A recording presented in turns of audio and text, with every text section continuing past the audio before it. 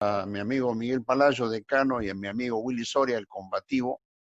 Y nosotros somos además docente principal de Cayetano Heredia y ex vicerrector de investigación. Y en mi calidad de docente investigador, quiero poner al día este tema que invitó gentilmente el decano de Consejo Regional 8 y el doctor Raimundo. Y creo que esta conferencia estamos actualizando todos los días. Y creo el objetivo es que, además que estamos en la lucha todos los días, ustedes me ven a veces debatiendo con la prensa, enfrentando al gobierno muchas veces, aportando al gobierno. Estos días he recibido memes buenos y malos, pero así es la lucha. Ya Willy sabe también, y nuestro objetivo es que la población esté informada, y ustedes, el gremio de salud, el que está combatiendo, también esté con las armas, tanto las EPP como las armas técnicas y científicas, porque lamentablemente hay que decir, en estos días han circulado noticias de gente experta para recetar paquetes que está haciendo daño a la población. Está recomendando, y es cierto, todos somos COVID, ahora no hay especialistas, pero podemos tener cuidado de recetar cosas por teléfono, internet, por WhatsApp, que está causando daño. Voy a tocar ese tema en parte de la conferencia. Tengo dos aspectos a compartir, el tema de los trabajadores y el tema de la situación. Yo hace una semana me retiré del comando de expertos en protesta por las palabras del ministro, por escrito lo hice, y me acompañaron 5 más, y cuando el ministro se disculpó a la orden médica por el maltrato y sus palabras desafortunadas que dijo el presidente, hemos retomado el trabajo como siempre, en todos los frentes que tenemos que hacer, el frente gremial, político, académico, científico. Es nuestro rol. Y casualmente ahí nos reunimos nuevamente, debatemos un tema que es bien importante, los temas son cambiantes. Y eso es bueno que sepan, porque las charlas que damos no son pues dogmáticas, tienen que ser dinámicas. Y hace unos días tiene unos datos que han cambiado a raíz de la discusión de ayer, y ese es el tema de COVID. COVID es una enfermedad cambiante, dinámica. Nadie tiene la verdad, pero sí hay pautas que hay que respetar, como dijo el doctor Palacios, y nuestro objetivo es que la educación médica tiene que ir a fortalecer lo que queremos para el futuro, un sistema único de salud. Hecho esa introducción, mi estimado doctor Zúñiga y amigo Willy, vamos a conversar este tema muy importante, y casualmente ya estamos trabajando en el comité experto junto con otros 2 que se han incorporado, porque el objetivo es derrotar al enemigo común, y la salud y la vida es nuestro objetivo, la defensa de ello, ¿no? Y defender también a nuestros soldados. Entonces tiene 2 aspectos. Entonces, primero, ¿por qué se da este brote en Perú en las características tan dramáticas en Loreto y el norte? En Loreto lo conozco bien, he investigado mucho la patología de esa zona, y existe el llamado hacinamiento. ¿Qué es el hacinamiento? Es donde la gente pobre, ahí había mucha gente pobre, mucha gente informal, que decirle quédate en tu casa es 15, 20 personas. Es así la realidad. Y eso ha pasado también en Nueva York. En contacto con colegas médicos peruanos de Nueva York me contaban que muchos latinos y muchos negros morían, o muchos viejos, porque viven en hacinamiento en Nueva York. Hay zonas de Brooklyn, hay muchas zonas de mucha pobreza, ¿no? Y por eso que alguien dijo que la enfermedad es democrática, ¿no? La enfermedad no es democrática. Los que se mueren más en el mundo son los pobres, los abandonados, los viejos, etc. Creo que ese es un tema bien ¿Ya importante. están grabando? Hola. Entonces, la situación de la Amazonía era evidente el colapso cuando hay una crisis sanitaria tan grande desde hace 50 años en el Perú. Y lo que está pasando en los conos en Lima, y pasa también en Chiclayo, y pasa en Lambayeque, hay pobreza y sistema de salud en crisis. En Lima está grabando. Hay mucha bulla, a ver. Entonces, decía, sistemas en crisis sanitaria como el que tenemos, era de esperar que el sistema podía colapsar como lo ha hecho en el norte y como ha hecho en Loreto. Y en Lima estamos luchando para que no colapse. Obviamente, otra característica que hace que esta enfermedad sea más grave en Perú, ocupamos 11 o 12º lugar, no hay que sentir vergüenza, es nuestra realidad, es que somos los países más vulnerables. Significa que el clima nos paga factura, las carreteras, Todas las características sociales, políticas generan la vulnerabilidad. No solo echemos la culpa al niño, no solo echemos la culpa a la pobreza, a la falta de recursos, también a las características de lo que se llama país vulnerable. Por eso es que todas las medidas que hagamos hoy día, todas las lecciones aprendidas, sirvan para hacer un nuevo Perú, un Perú distinto, que entienda esto, que la inversión en salud es la mejor inversión para la economía. Y obviamente la informalidad, que es lo que ha generado que en Loreto y igual en Lima la gente quiere trabajar, y eso es un hecho notable. Por eso cuando escuché al presidente prolongar la cuarentena en forma total, uh, cuando ya la cuarentena acá se ha levantado en la práctica. Nosotros en el Colegio Médico hemos señalado que sea flexible, que sea focalizada, que sea cada región asume sus cuarentenas, que es lo correcto, ¿no? Ya no podemos hacer una receta para todos. En muchos lugares hay que ajustar, en otros lugares hay que cambiar de estrategia.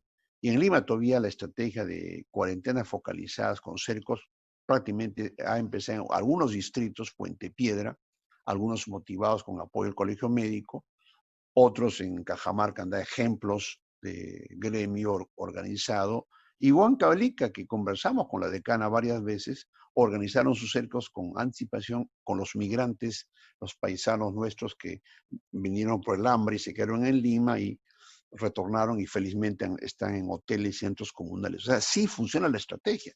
El tema es político. ¿Y cuál es la prioridad? Entonces, esa es la introducción del tema. Esto fue hace dos días, ya pasamos los 110.000 y los muertos son numerosos, aunque hay un subregistro siempre. A pesar de todo, yo diría, no estamos en la catástrofe de Italia y España en cuanto a mortalidad. Ahí hicieron otras variables, viejos abandonados, ¿no? Una posición muy vieja en Italia, en España. Acá, a pesar de la pobreza, la informalidad y todo lo que he señalado, creo que las medidas iniciales fueron muy importantes. Hay que señalar que funcionó en las primeras 4 semanas y el colegio exigió por ello que la cuarentena continuara en base a nuestra data y nuestros clínicos, nuestros epidemiólogos, ¿no? Y eso es lo importante de saber escuchar, y el presidente nos escuchó muchas veces, ¿no? Entonces, este dato de casos confirmados solamente con pruebas rápidas, a pesar que no es la mejor prueba, sirve. Y miren cuántos países cercanos a nosotros no hacen pruebas o hacen pocas. Por eso fue un acierto, a pesar de las críticas que le hicieron, tener pruebas rápidas, porque las moleculares sería poco practicable en todo el Perú, porque no tenemos la tecnología, los laboratorios, y estaríamos capaces, como otros países, contando menos casos y dando una falsa seguridad. Y eso nos obliga a no bajar la guardia. Felizmente la mayor parte son asintomáticos o leves, porque la cifra asusta, pero lo que nos debe asustar es que el paciente no se muera o tengamos cama y tengamos medicinas, que eso es lo que más nos debe preocupar. Por eso el mensaje de ayer de que haya más camas es lo más correcto. Creo que en Lima todavía tenemos espacios para resistir esa parte. Las UCIs es un tema difícil. Acá en Lambayeque es una exigencia que hemos hecho, tener UCIs y tener ventiladores, pero nos ha agarrado un país pues ya antes en cuidados intensivos. Eso es un tema del gobierno y hay que exigir y hay que hacer que se cumpla con inteligencia y con capacidad. La doctora Macetti ha dado muestras de entereza y coraje, y por eso coordinamos muchos temas desde el punto de vista del colegio médico en la defensa de la salud. Ahí están los médicos que pasan los 1.000 infectados y pasan ya a 26 los muertos, como dijo el doctor Palacios. Y lo interesante de este enfoque del personal de salud es que no es casualidad que en Loreto o Lambayeque tengan más infectados, donde falló las barreras de protección, ¿no? En Lima tenemos cientos o miles de pacientes. ¿Por qué no hay tantos infectados? Los hay en Lima también. ¿Por qué en Lima no se mueren como Loreto? La respuesta es obvia. O sea, la condición sanitaria de Loreto y Lambayeque ha sido mala, y ha habido un mal enfoque muchas veces por los responsables regionales o los comandos que tuvieron que ser cambiados. Y eso pagó factura. Yo hace un mes y medio en el comité de expertos lo dije y está escrito. ¿Qué pasa si Loreto colapsa? Me acuerdo en el debate con los expertos, uno de ellos encargados del comando dijo, no es posible, veremos llevar recursos. y la historia era al revés. Declarar zona de desastre, que fue nuestra posición, y nos ratificamos en ello, porque ya no solamente Iquitos colapsó, sino ya está llegando a las otras provincias y a las etnias amazónicas, que hay que defenderlos. Y hoy, gracias al Colegio Médico, pudimos evacuar con nuestros recursos, con los recursos de ustedes, con el apoyo de ustedes, y no médicos y médicos, traer en avionetas a muchos de estos soldados, tanto de Pucallpa, de Piura, Chimbote, especialmente Loreto, donde se morían por falta de oxígeno. Una cosa que quedará para la historia, escribiremos un artículo sobre ello, porque conocemos la realidad sanitaria. El primer caso fue un dato interesante, hablando de muerte. Este es un médico que tenía más de 60 años, era diabético, hipertenso, y algún burócrata le dijo, anda a trabajar. Él, con su mística, se fue a trabajar en un centro de salud y luego murió. Es decir, era grupo de riesgo, y por eso siempre reclamamos que hay que respetar cuando hay grupo de riesgo. Somos grupo de riesgo, todos los que pasamos los 60 años. Encima tenemos dolencias. Por eso me parece mal esas marchas y contramarchas del Estado, cuando hoy obliga a los médicos de 60 años y al personal de salud y otros personal que retornen al trabajo. Hay formas de teleconsulta que le estamos haciendo, hay formas de mecanismos que nosotros desde nuestra trinchera podemos evitar que se mueran más pacientes. Por lo tanto, eso es una cosa que hemos criticado y públicamente hay un comunicado. Entonces, este es un héroe, el primer héroe, que simplemente por ir a trabajar con comorbilidad. Y eso ha pasado con otros colegas también en Loreto, que han puesto por delante la salud y han arriesgado su vida. Y creo que es bueno tenerlo más vivo que muerto, yo diría, ¿no? No hay que buscar héroes, pero creo que es la mística, ¿no? Acá están muchos de estos colegas, incluyendo el colega que lo conocí de Chiclayo, y mi saludo a los colegas médicos de todo Lambayeque y el Perú y el norte, ¿no? Yo siempre he sido caserito, tengo familia enferma, y también yo no creas que siento el dolor. En Lambayeque han muerto vecinos donde siempre me alojo. Incluso por teléfono está haciendo teleconsulta allá en Lambayeque, Chiclayo, a parientes y amigos. Y por ejemplo, una familia de 8 que vivían cerca de la casa donde vivimos, tenían falta de apetito y falta de sabor en 3 de la familia. Fíjate, interesante cómo por teléfono pudimos orientar, y cuando fueron a Lambayeque no había pruebas. Clínicamente tuvo que manejarle, porque la clínica sigue siendo lo más importante, darle paz y tranquilidad. Estos son muchos estos colegas que algunos han sido mis alumnos, el de ginecólogo que murió hace poco, otros ya sobreviven, y 7 de Iquitos retornan el martes probablemente con apoyo del Colegio Médico a seguir trabajando allá a Loreto. Y también en la avioneta que trajimos a unos que la mayor parte están vivos, incluso el decano regional de Pucallpa, infectólogo como el que habla, logró sobrevivir gracias a que lo trajimos a tiempo, ¿no? Esa es la estrategia que como colegio médico dimos a la sociedad. Siempre en las tragedias de las pandemias ha habido personal de salud que fallece y muere. Quiero recordar a Carlos Urbani. Urbani fue un epidemiólogo italiano que trabajó en Vietnam. Cuando hubo el SARS famoso en 2003 y hubo casos que comenzaron a salir de China, del brote que hubo en China, asustó porque era la letalidad 10%. Y Urbani en Vietnam dijo hay que hacer cuarentena. Era la primera epidemia del SARS, el siglo XXI, y este italiano aplicó la famosa cuarentena. Y en Vietnam se abortó. No es que recién la cuarentena funciona con China, fue Carlos Urbani, pero él murió. Él alerta y muere.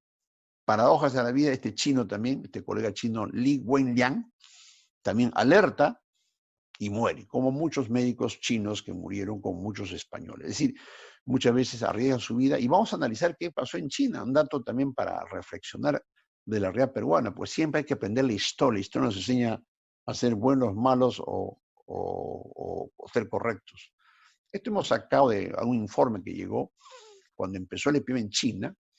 Hubo un total más o menos de 4% de personal de salud que tenía la enfermedad, ¿no? Ahí está. Y este es lo que sacó la Cruz Roja. Recuerde, la data, incluso en Perú, lo hacemos gracias al doctor Eden Galán, que con el equipo informático renovado y con ya un sistema moderno está al día, quiénes se enferman, dónde se enferman, etc. Es un logro en plena gestión de pandemia hemos logrado también usar la modernidad para muchas cosas en el Colegio Médico. Incluso la revista científica Acta Médica del Fondo Editorial, que ya está también en línea, ya será el número 1, vía electrónica de COVID, porque también usamos la modernidad para siempre hacer la ciencia, la docencia y la decencia. Entonces, la Comisión de Salud de China señaló, digamos, que habían un grupo de médicos murieron en esa fecha, alrededor de 23 profesionales, que digamos de los 3.000, muchos fueron técnicos, enfermeras y sanitarios, y también murieron médicos, no en cantidad, pero sí fue el personal paramédico que habían muerto. Y lo interesante es que muchos murieron en plena pandemia porque no sabían cómo era la enfermedad. Era comprensible, hicieron sus máscaras, todo, pero hubo un descuido, lo vamos a ver. De los trabajadores que murieron eran adultos, 55 años, por eso es importante el tema de la edad. No es una casualidad, eran hombres como pasa hoy día en Perú, y los que murieron eran trabajadores del propio, digamos, la provincia de China, y cercana de Hubei vinieron 4. Pero lo interesante es que de esos 18 pacientes, 11 habían estado ya jubiladas, se los trajeron, ¿no?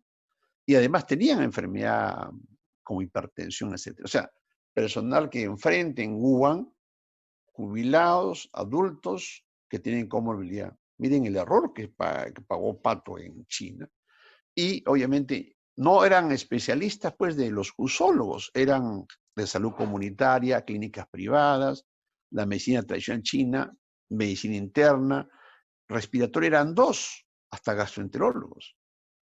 Y habían especialidades incluyendo oftalmólogos, etc. O sea, lo que quiero decir que en China, cuando se enfrente y los que después fallecen, eran gente que no era pues de las UCIs en principio, y eran gente adulta. Y eso pagó factura, son los que mueren en los comienzos de la epidemia. Como fue tan grave la epidemia y la pandemia en China, los chinos tienen la tecnología, la economía, son un país potente, crearon la famosa cuarentena de 60 millones. Ahí sí funcionó la cuarentena, hay que decir, porque en China hay decisión política, igual que en Vietnam, igual que en Corea. Ahí la población tiene una cultura de obediencia, usa máscara sí o sí. Hay que rescatar esas cosas. Y luego, miren, de los trabajadores que murieron, 2 nomás eran de la parte respiratoria. Entonces, cuando obviamente se analizó en relación a por qué es que murieron, falló el sistema de las EPP en China, ahí está, precauciones inadecuadas, pensaron que no se iban a enfermar y todo lo que ya sabemos cuando bajan la bioseguridad. Teniendo ellos equipos y materiales,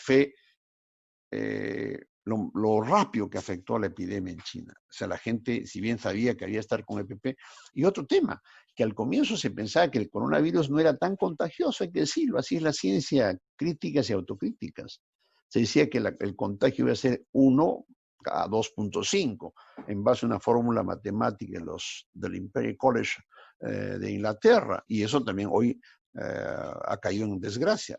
La enfermedad es muy contagiosa. Entonces, eso también revela cómo el tema cambia. Y cuando traen los trabajadores ya que no son de Wuhan, ¿no? Vinieron muchos trabajadores, ¿no? De la provincia. Fíjese, cuando estos comienzan a hacer las precauciones de todo lo que es la EPP, etcétera, etcétera, prácticamente ellos no se contagiaron la gran mayoría. O sea, se contagian y mueren los primeros soldados por las razones que hemos comentado, y la gente que contrataron, ¿no? Y señalaron que eran nuevos o gente ya del propio Wuhan, pero que fueron con las armas correctas, salvaron a muchos pacientes. Corolario de China es que pagaron factura cuando no hubo la EPP. Es lo que pasa en Loreto. En un periódico Gestión, es un balance que han hecho hace unas semanas, que en el mundo se ha calculado que ha habido 100.000 trabajadores. Se dice que hay mucho más o menos, es una data también incompleta. Y obviamente se ha señalado en promedio que en Europa, por ejemplo, alrededor del 10% han sido afectados, y en España se calculó 19 o más por ciento. Y en España también ha fallado lo que en China falló, el tema de la bioseguridad, la crisis, la cantidad de pacientes, el colapso del sistema. Y eso es lo que se repite la historia de Iquitos. Iquitos, de los 400 médicos, casi el 50% cayó, fíjese. Casos leves, muchos casos moderados y graves que murieron. Ustedes lo han visto. Entonces, por lo tanto, la chance de tener infección, miren cómo del 4%, 10% o 19% revela que somos un grupo de riesgo. Felizmente eso se ha logrado que en el Congreso se apruebe como un riesgo profesional a raíz de esta información en la que estamos viendo, ¿no?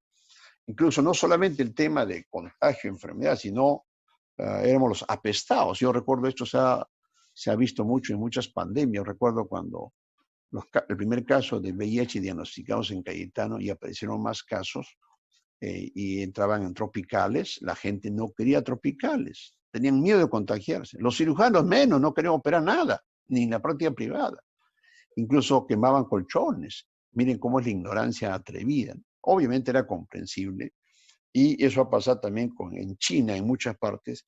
La gente que trabajaba en estas áreas es rechazada en los edificios, en las casas, en los barrios. El rechazo porque le va a contagiar, el miedo contagia. El aire contagia un poco el tener una bata blanca, ¿no? E incluso eso pasó en México, ¿no? Que le echaban cafés, lo rechazaban a las pobres enfermeras, ¿no? Eso fue denunciado en Perú. No pasa tanto esto. En Perú yo creo que la cultura popular, el pueblo nos aplaudía, inclusive recuerden, ¿no? El lado positivo de los aplausos, que alguien criticó también por los aplausos, podía haber más COVID, ¿no? Pero yo diría que también esas muestras de solidaridad se expresaron de muchas maneras a los policías, a los médicos, etc. Entonces, el miedo sí impactó, y eso ha pasado en el H1N1. Muchas personas de salud pidió licencia por el miedo es humano, o se enfermaron, y cosas que existen, es el lado humano, ¿no? Muchas con todo el sacrificio enfrentaron, y eso es un mérito muy importante. En Francia conversaba con un amigo de Francia, decía que la parte patriótica en Francia fue importante para derrotar el COVID. Eso nos falta, la parte patriótica, que lo tienen muchos países. Entonces, en conclusión, ha existido alta morbilidad del personal de salud. En China lo han visto el ejemplo. En Italia hay efectos dramáticos. Ahí se calcula que en Italia han muerto 52 médicos, muchos también de la tercera edad. En Estados Unidos no hay mucha muerte. En Estados Unidos creo que el tema del EPP ha sido importante, salvo Nueva York, que casi colapsa, y casi todo el contagio es el tema de bioseguridad. Y otro tema que ya se conoce por los estudios en Wuhan, en China, de que el lugar más contagioso es la UCI. Y eso, mínimas fallas, porque ahí hay micropartículas, y eso genera que es el lugar más peligroso, ¿no? Pero si uno hace, mi amiga Rosaluz de UCI Valverde, el 2 de mayo, Almenara, paran todos los días viendo pacientes COVID y no se enferman. Y muchos de las UCIs del Almenara, Revalidati, porque saben de este tema de los riesgos de tener equipos incompletos, ¿no? Y ya comentamos del primer médico que trabaja en atención primaria, y en Iquitos se agravó porque obviamente las condiciones laborales fueran terribles, como la falta de oxígeno, que parece pues dramática, pero es un tema que se está viendo ya en el norte y en Pucallpa. Y en Lima, ojalá que no pase. Lima, pues esa es la ventaja de Lima, una de las grandes ventajas, que todavía podemos defender y tener cosas, pero hay lugares de Lima también que son deplorables. No es que Lima es la gran panacea, por si acaso. Vayamos a ver centros y postas mal equipadas, sin recursos. Recuerdo un centro de salud que nos llamaron, el 40% había salido a la prueba positiva y no había personal para atender. Y eso es bien importante. Entonces, el tema de la bioseguridad, el tema del miedo, que es un tema que también creo que requiere que el Estado pues apoye con psicólogos. También no ha habido mucho apoyo en este tema. El Colegio Médico pidió el apoyo de psiquiatras. Me alegro también que el doctor Cutipí del Ministerio haya ampliado este tema, para la comunidad. Y nosotros incluso sacamos 2 psiquiatras, el doctor Kruger y López Rodas, nos han apoyado para el tema del manejo del miedo en personal de salud. Entonces, esa es la conclusión. El miedo generó la licencia o renuncias. Incluso yo recuerdo en Chiclayo, escuché por WhatsApp una enfermera que decía, prefiero salvar a una enfermera, o un personal técnico decía, prefiero estar vivo que dejar abandonar a mi familia. Eso es comprensible, ¿no? O hay gente que obligaba, como pasó el primer médico, que vaya a trabajar. Y eso tampoco nos puede obligar cuando hay factor de riesgo, ¿no? Un ejemplo es el Rebagliati. En Rebagliati más o menos el 30% pasan los 60 años y se fue a su casa. Y eso es por ley. Y eso generó que los pocos intensivistas, emergenciólogos, neumólogos, cardiólogos tengan que asumir junto con gente nueva. Y ahí viene lo que se llama el expertise.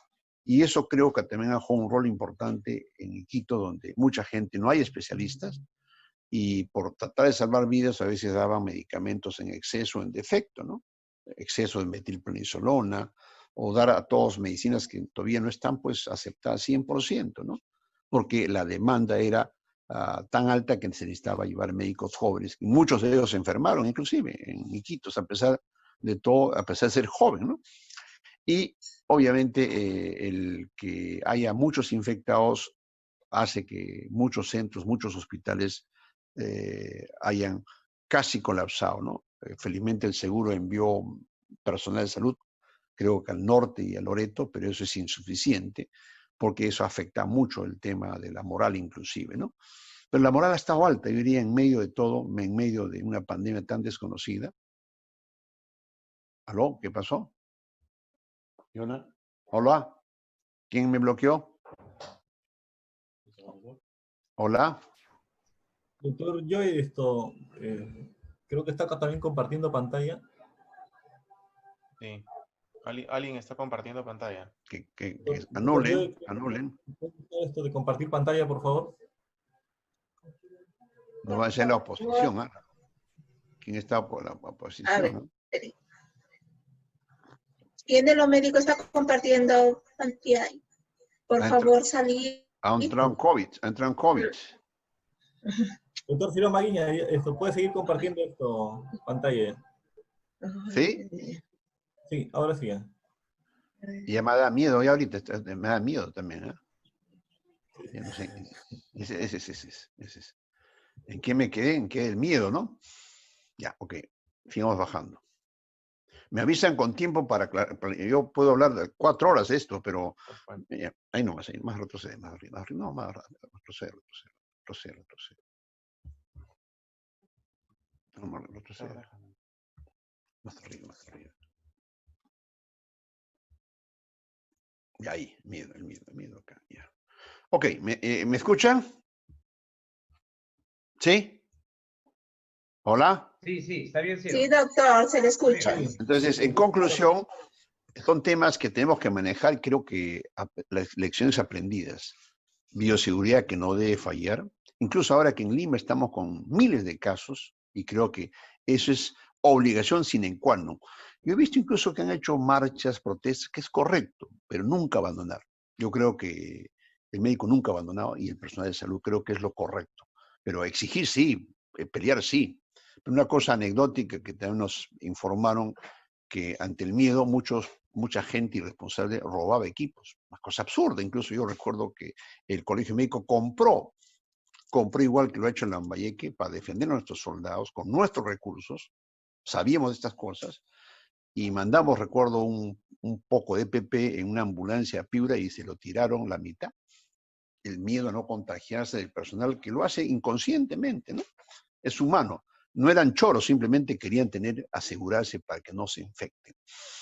Bueno, este es el balance de lo que es la situación de los trabajadores, y esto se da en un contexto de un país con poco presupuesto, pérdida del rol rector del MINSA, ya ustedes lo han vivido, las regiones no tienen el liderazgo o la gestión en muchos temas, uno de ellos el tema de la salud, los sistemas dispersos, desintegrados, y el enfoque que si bien es correcto, el enfoque en la etapa inicial era hospitalario y es hospitalario, creo que debe ser junto al enfoque comunitario. Creo que hay una debilidad del Estado porque la anterior gestión desactivó las redes integradas, que creo que hay que retomarlo. El sistema de redes integradas es fundamental porque contiene inclusive los temas de salud básico que hacen que los hospitales colapsen. Y un tema que ha saltado a la vista, los oligopolios o monopolios que el Estado tiene que intervenir. Lo he escuchado varias veces al presidente decir, una reforma, tiene que ser una reforma única, un sistema único de salud con laboratorios integrados y también que la industria juega un rol importante, pero no puede ser, no un monopolio. Encima, hospitales viejos. Hoy se ha visto a la luz del día la carencia de especialistas. Faltan 11.000 especialistas. Incluso faltan en las grandes capitales como Chiclayo, si bien Lima, Arequipa, Trujillo, faltan especialistas. Y obviamente la crisis sanitaria se refleja que en los miles de centros y postas, la mayor parte son carentes de todo. Y el tema laboral que salió también que muchos eran terceros y CAS que el ministro acordó con nosotros pasar a CAS y ojalá que este tema perverso desaparezca, porque obviamente había gente incluso sin sueldos en el hospital, hicieron un plantón Cayetano Heredia, porque no pagaban al personal de salud, increíble en plena epidemia, también eso lo hizo por parte de la gestión del Colegio Médico. Entonces, y otro tema que ha saltado, yo soy docente universitario y me alegro de ser docente desde hace años en muchas universidades nacionales y particulares, y ha revelado cómo la investigación significa desarrollo cuando trabajamos con el Estado y la empresa. Hace unos años estuve dirigiendo la red IDI, que era las 5 universidades que investigan más, Católica, UNI, San Marcos, Cayetano, y ahora ha ingresado la UNSA y Cusco, donde el planteamiento era que las universidades tienen que hacer investigación con las empresas para el desarrollo. Eso lo hizo Corea del Sur. ¿Por qué Corea tiene las pruebas moleculares? Corea del Sur hace años era similar a Perú, hasta peor. Él hizo la gran revolución en la investigación, inversión en el PBI, inversión en salud. Por eso Corea, cuando tiene el genoma de los chinos, al toque hace su prueba molecular, que es el gran barrido. Recuerden la historia de la medicina, que hicieron los chinos. A la secta coreana que comenzaba a diseminar en Corea, lo siguieron por todo lado con estas pruebas moleculares. ¿Quién lo hizo? La universidad. Hoy en Perú estamos atrasados, hay esfuerzos grandes de Concitec, felicito a la presidenta de Concitec, que en plena pandemia hizo un concurso y ganaron muchos investigadores, y la famosa máscara N95 que San Marcos lo aprobó. Tienen un grupo importante trabajando en investigación. Ventilador de la Marina, mal que bien, sirve hoy día. No es lo ideal, pero miren la tecnología hecha por la Marina, que siempre ha sido líder en investigación. La Católica, la UNI y también Lambayeque. También vi prototipos y eso obviamente ayuda. Por lo tanto, la investigación, olvidada igual que la salud, tiene que ser, digamos, retomada con seriedad, porque independientemente de salud, si no hacemos investigación, no hay desarrollo. Eso sabemos, está en la historia de la medicina. China es potente por la investigación y otros países más. Por eso es importante, señor.